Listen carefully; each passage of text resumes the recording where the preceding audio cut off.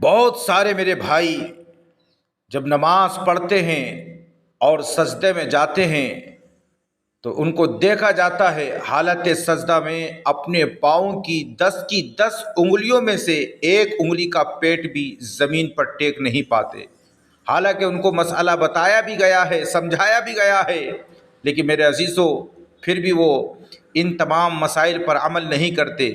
حالانکہ نماز عبادات میں سب سے اہم عبادت ہے، فرائض نماز کا، واجبات نماز کا، مفسدات نماز کا جاننا ہر مسلمان مرد عورت کے لیے نہایت ضروری ہے۔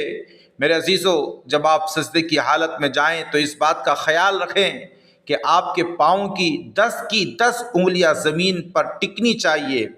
لہٰذا اگر کوئی شخص اس انداز میں نماز پڑھ رہا ہے کہ اس کے پاؤں کی 10 انگلیوں میں سے ایک انگلی کا پیٹ بھی زمین پر ٹک نہیں پایا تو اس کی نماز ہوگی ہی نہیں۔ اور 3 انگلیوں کا ٹکنا، دونوں پاؤں کی 3 انگلیوں کو ٹکنا یہ زمین پر واجب ہے۔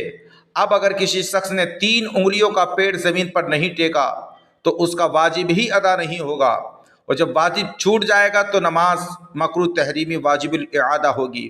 تو آپ جب نماز پڑھیں تو اپنے پاؤں کی 10 انگلیوں کا پیٹ زمین پر ٹیکیں تاکہ آپ کی نماز مسنون انداز میں ادا ہو۔